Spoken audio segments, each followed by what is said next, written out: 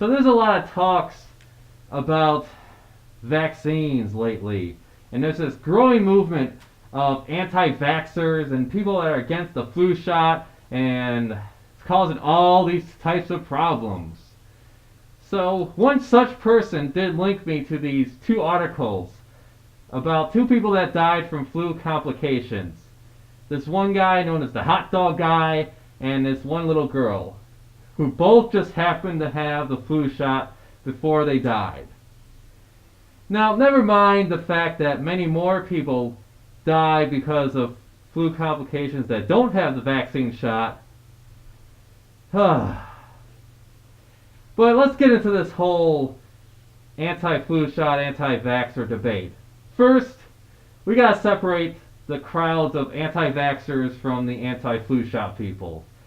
Because it's not that hardcore to be against the flu shot. Now, I myself have not gotten the flu shot. For the past 3 years, I haven't really been that sick, aside from a sinus infection that caused the upper part of my jaw to start swelling up inside my mouth, to the point where one day it just decided to burst, and I had a nice, lovely mouthful of pus and blood and all that good shit. Other than that, though, I've been perfectly fine. My fiance, though, he did get the flu shot. As far as I know, he's still alive. I did have another friend that got the flu shot. However, he did get sick. He got very sick. Well, it was because he got the wrong flu shot. Yeah, the pharmacy had the wrong flu shot, and he got extremely sick that he actually had to go to the hospital. But it wasn't because of the fucking shot. It was because it was the wrong shot. Simple as that. So yes, shit can get fucked up. Oh, you get the wrong shot and you get the flu. Well, lots of people get the flu. Now, some still argue that the flu vaccine, among other vaccines, can cause autism. Which it fucking doesn't! But you don't have to take my word or a doctor's word for it. There's plenty of studies and evidence to go read yourself. Anyone can claim anything on the internet. This would not have happened 30 years ago, 40 years ago, 50 years ago, where you'd have to go to the library and do your research. Unless you want to argue that all the scientists and doctors have this worldwide conspiracy going on, where they just push out, evidence that the flu vaccine and other vaccines don't cause autism or other horrendous problems.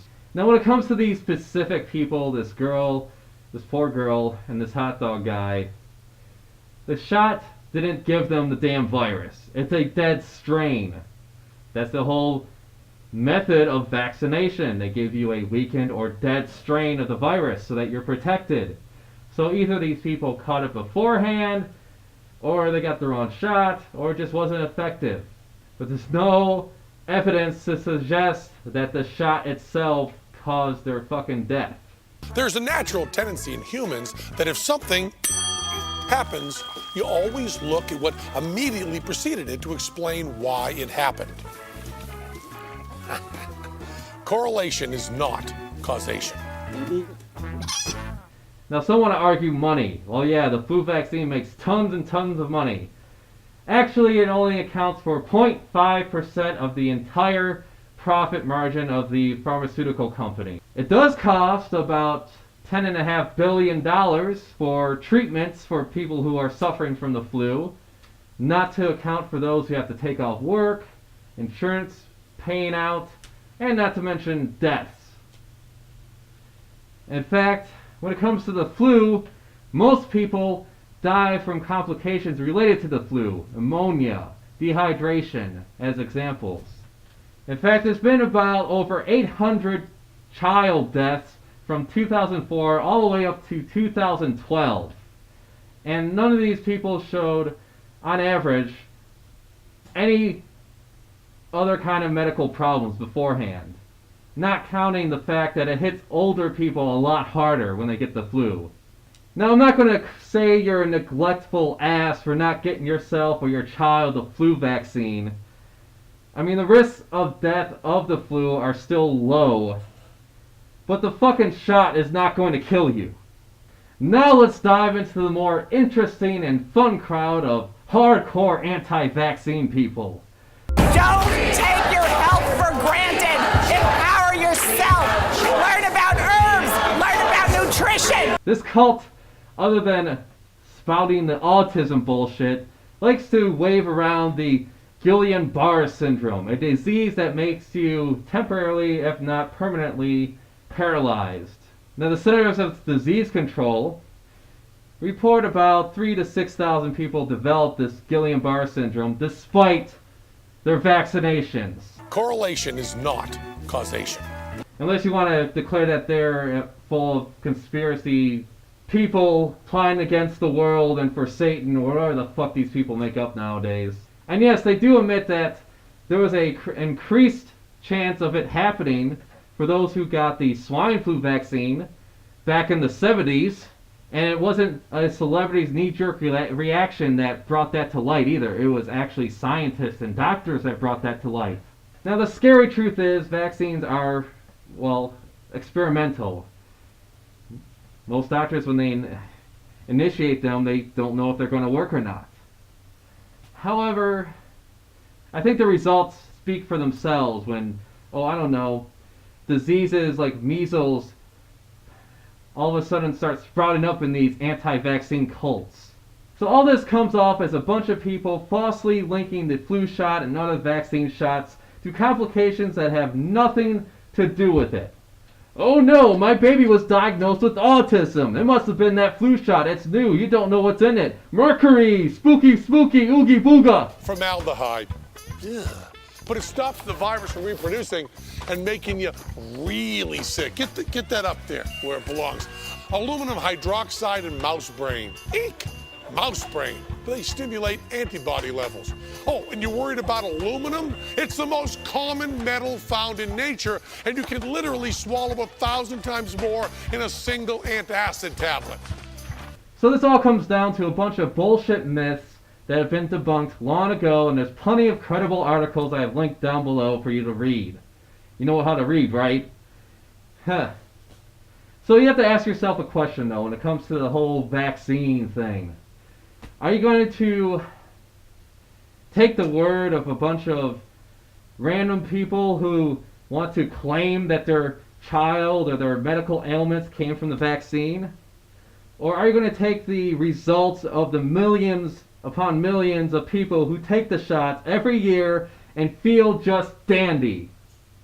Now, the person that linked me these articles comes from my website known as Natural News. So let's dive right into Natural News next.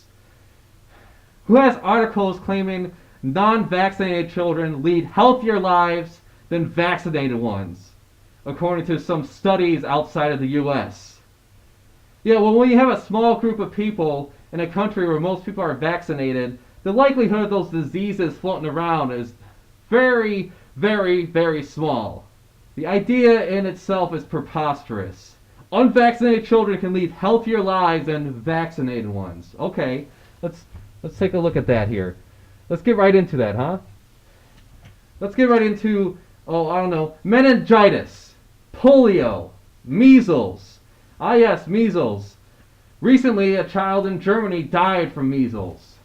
I guess they don't have to worry about their kid getting autism. And that's really what pisses me off about this whole bullshit anti-vaccine movement, is that the fact that it's putting people in harm's way who have no say in the matter at all.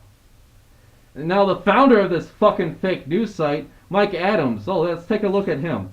Yeah, he believes that climate change is something that's invented by the government to, fuck all money. Gee, Lisa, looks like tomorrow I'll be shoveling 10 feet of global warming. Global warming can cause weather at both extremes, hot and cold. I see, so you're saying warming makes it colder. Well, aren't you the queen of crazy land? Everything's the opposite of everything. Chair, you know what this is? It's a snowball. This guy also believes in natural healing energy, like mental Dragon Ball Z, Full Metal Alchemist, cockadookie bullshit. Quantum healing, quantum consciousness, probably quantum leaping too.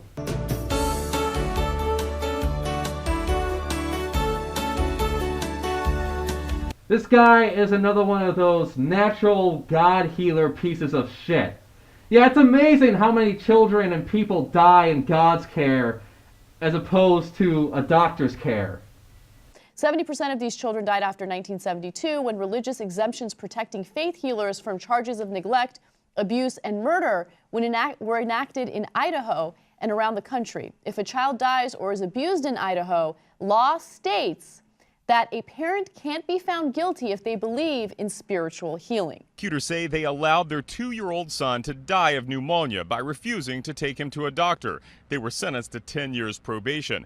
The Scheibels are members of the First Century Gospel Church, which shuns medical treatment. But I guess the doctors work better because they're part of the world, and the world's owned by Satan, right? Is that how it works? Satan gives the doctors their magical powers to heal people better, to give people the illusion that they're going to be fine until they die and go to hell, right? I believe that doctors don't become doctors to heal people. I think they become doctors to make money. So in conclusion, the anti-vaccine movement is full of shit.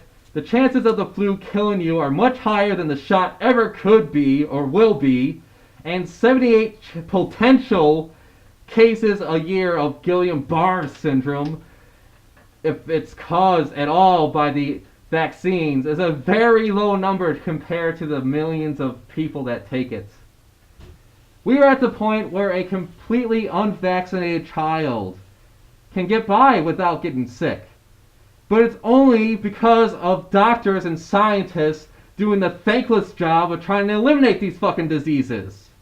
And no, your vaccinated child will not catch a sickness another unvaccinated.